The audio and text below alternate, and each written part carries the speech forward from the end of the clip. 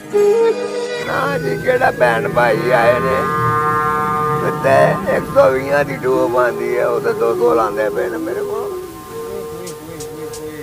कितने 600 दी दवाई आंदी पे तो 400 लांदे पे मेरा ते खाना खराब अपने नहीं कीता मेरा ते केड़ा चारण दे गए ना सर बहुत उन्होंने लुटिया मैंने या मेरे मालका तू ही पाई है सोनिया तू ही कटनी है मेरी बच्ची का मेरे तो सारा कोई नहीं हो सके तो कोई गरीब ना भला कर मेरी जल्द पे आ जाए। सब्सक्राइब करें धरती न्यूज यूट्यूब चैनल, पास ही मौजूद बेल आइकन को दबाएं और रहें धरती की हर खबर से बाखबर। बेटा आप क्या बनना चाहते हो बड़े होकर? डॉक्टर बनना चाहते हो। क्यों डॉक्टर बनना चाहते हैं? क्योंकि गवर्नमेंट हॉस्पिटल हम बहुत हॉस्पिटल्स गए उन्होंने हमारे पापा की एक बात ऐसे नहीं है कल कोरोना है तो वहाँ से हम लेके आए प्राइवेट हॉस्पिटल में इलाज करवाया तो हमारे 2-3 लाख रुपये लगे। कुछ पैसे पापा के पास थे लेकिन बकाया लोगों से उधार लिए हैं तो आज पापा भी कर्जे ही हुए हैं लेकिन ये बर्फ से हमारा इतना काम नहीं चल रहा, कर्जा नहीं उतारा जा रहा हमारा। अस्सलाम वालेकुम नाज़रीन, आपका मेज़बान तलहा नवीद आपकी खिदमत में एक बार फिर हाजिर है और आज मैं मौजूद हूँ जावेद नगर में जो कि लाहौर का एक इलाका है जहाँ पर आप देख सकते हैं कि मेरे साथ एक ऐसे बाहिम्मत इंसान मौजूद हैं जिन्होंने मजदूर हो गए लेकिन उन्हें मजदूरी का नाजायज़ फ़ायदा नहीं उठाया। आप जानते हैं कि अक्सर लोग क्या करते हैं, मजदूरी में आ जाते हैं उसके बाद मांगना शुरू कर देते हैं, लेकिन ये बाहिम्मत इंसान हिम्मत ना आ रहा लेकिन इसकी बहादुरी की दास्तान सुनते हैं कि इन्हें ये कब इनकी टांगे जुदा हो गई इनके जिस्म से, उसके बाद इन्होंने हिम्मत नहीं आ रही और बर्फ़ का ये छोटा सा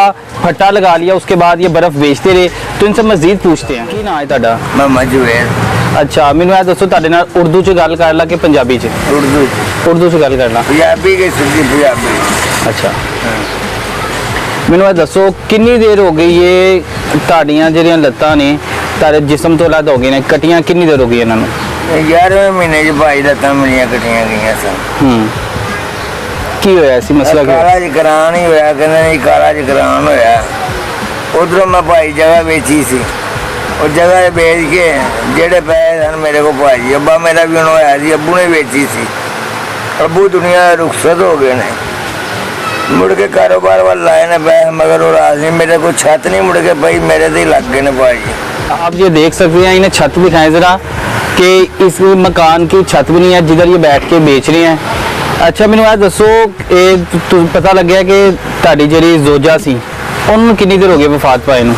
नाल दी नाल दी सारा 10वें में है साल हो गया है। 1 साल हो गया है। अच्छा 1 साल से और ये आपकी टांगों को भी तकरीबन 1 साल होने लगा है। हाँ जी तकरीबन 1 साल होने लगा हाँ है। जी। तो गर्मियों में तो आप ये काम कर रहे हैं, बर्फ लगा रहे हाँ हैं, जी। सर्दियों में क्या सोचा कि सर्दियों में क्या करेंगे? सर्दियाँ जी भी कोई अल्लाह की जात रोटी का आसरा बनाए कि कोई सौदा ते चाह ला लाने 3600 काम है सर कोई ना कोई तो करा ना मजदूरी है ना करे ये तो मूंगफली ला के कोई रोटियाँ ला के बह जाते कोई 2 किलो रख के चाह ला लाने और सोना रोटी देने वाला अक लाल की रोटी कमा के अपने बच्चे को पढ़ाने वाला जना उस्ताद। कौन सा? जना हॉस्पिटल। हाँ जी ठीक है। उन्होंने कही नर्स ਨੂੰ ਮੱਥੇ ਲੱਗੀ ਸਾਡੇ ਉਹਨਾਂ ਨੇ ਦੇਖਦੇ ਉਹਨੇ ਕਿ ਕਰੋਨਾ ਨਾਲ ਸਾਡੇ ਮੈਨੂੰ ਇਹੀ ਸੀ ਮੇਰਾ ਭਾਈ ਦਾ ਡਰਦੇ ਭਾਈ ਉਦੋਂ ਨਿਕਲੇ ਉਦੋਂ ਨਿਕਲੇ ਤੁਹਾਨੂੰ ਹਸਪਤਾਲ ਦਾ ਪਤਾ ਲੱਗਾ ਹੀ ਫਲਾਣੇ ਹਸਪਤਾਲ ਚਲ ਜਾਓ ਉਹ ਤੁਹਾਡਾ ਸੁਣਨ ਦੇ ਵਿੱਚ ਆਪਰੇਸ਼ਨ ਵੀ ਕਰ ਦਿੰਦੇ ਗਏ ਸਰ ਉਹਨਾਂ ਨੂੰ ਜਾ ਕੇ ਦੱਸਿਆ उन्होंने कहा भाई बोरने का ऑपरेशन होना नहीं तो यदा जान का भी खतरा जानता है जी खून इंज दही बन गया इंज लत्त से उन्होंने कहा खब्बे पासे का ऑपरेशन होना है ये ना आवे ये चढ़ता गया डेथ का भी डर है। तो अब डॉक्टर क्या कह रहे हैं? अब डॉक्टर ने क्या टांगे मतलब उन्होंने जब काट दी हैं उसके बाद क्या कह रहे हैं?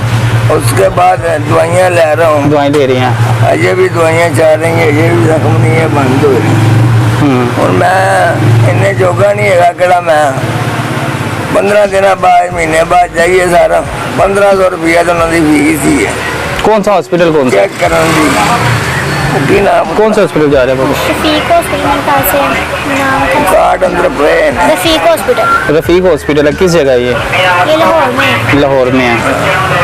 अच्छा, आप बताएं आपका क्या मुतालबा है हुकूमत पाकिस्तान से, क्या मुतालबा है कि हुकूमत क्या इक़दाम करे आपके लिए?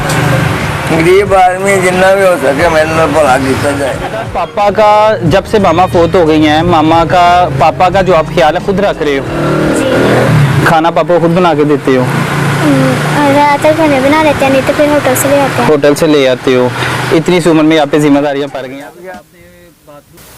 कुर्सी से पेशाब करने लगी, ते छोटा पेशाब करना तो फिर बेटी मेरी डोल आती है, तो बड़ा पेशाब करना तो फिर महल्लेदारों को किसी का तरला मारीदा, उन्होंने का भला हो कोई ना कोई आन के करा देंदा। तो कभी कभार जब मोहल्लेदार नहीं होते तो फिर तंगी बहुत ज़्यादा होती है। हाँ, फिर बेटी घसीट के फिर मंजी के नाल ला के कुर्सी से फिर ਉਹਦੇ ਤੇ ਬਹਿ ਕੇ ਤੇ पेशाब करना, आवाजारी कितना तक जख्म नहीं सैट होंगे उन्होंने तक तो मेरा बाहर पाना भी गलती है।